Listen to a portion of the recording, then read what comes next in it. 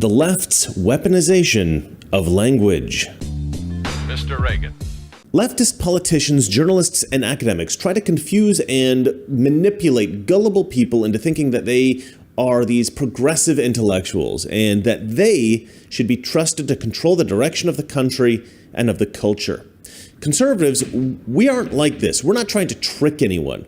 Conservatives tend to speak clearly and plainly. We want our ideas to actually be understood, and this is because we're confident that our ideas are actually good. The best example of the contrast between the pseudo-intellectual gobbledygook of the left and the clear, plain expression of the right was the debate between Jordan Peterson and Michael Eric Dyson many years ago. This was hilarious and brilliant. That is to be complicit in the very problem itself terminologically. You're beginning at a point that's already productive and controversial. For an individualist, free speech is how you make sense of the world and reorganize society in a proper manner.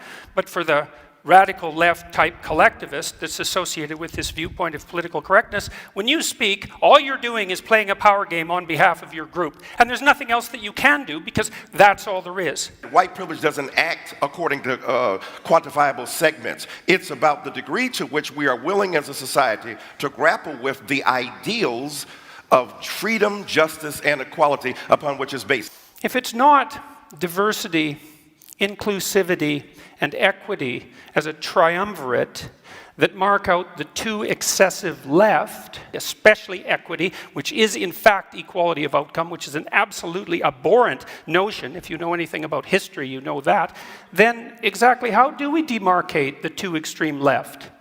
What do? We say, well, there's no such thing as the too extreme left? The radical left is a metaphor, it's a symbol, it's an articulation. They don't exist, their numbers are too small. I'm on college campuses, I don't see much of them coming. The idea of group rights is extraordinarily problematic because the obverse of the coin of individual rights is individual responsibilities. And you can hold an individual responsible, and an individual can be responsible. And so that's partly why individuals have rights. But groups, how do you hold a group responsible? Those who have been the deployers of power and the beneficiaries of privilege have failed to recognize their particular way. Those who are part of group identities in politics deny the legitimacy and validity of those groups and the fact that they have been created thusly, and then have resentment against others. All I'm asking for is the opportunity. The quotation you talk about, the difference between equality of outcome and equality of opportunity, that's a staid and retried argument, hackneyed phrase, derived from the halcyon days of the debate over affirmative action. Are you looking for outcomes that can be determined equally, or are you looking for opportunity? Let's assume for a moment that I've benefited from my white privilege. Okay, so let's assume that. That's fine. Assumption. That's what you would say. So, so let's say here. Let's get precise about this. Okay. Was that very individual of you?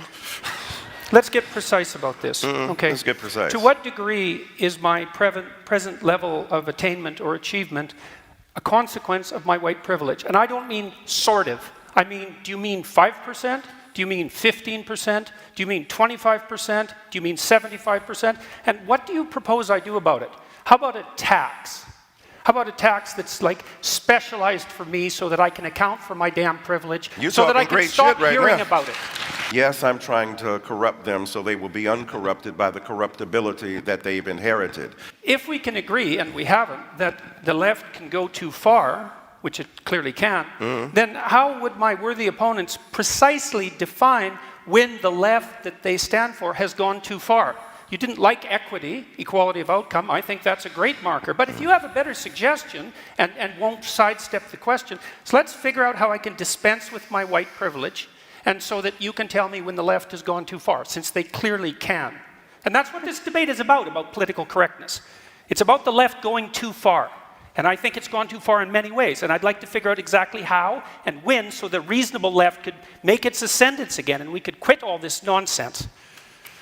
Okay, Michelle, and when they get to the upper echelons of the ability of a society to express themselves, they are equally subject to vicious recrimination and hurtful resistance. I've been fascinated by this conversation. There's been an enormous clash of cultures in in the conversation we've had, you know, classic, if I can call it, huckstering snake oil pulpit talk, which is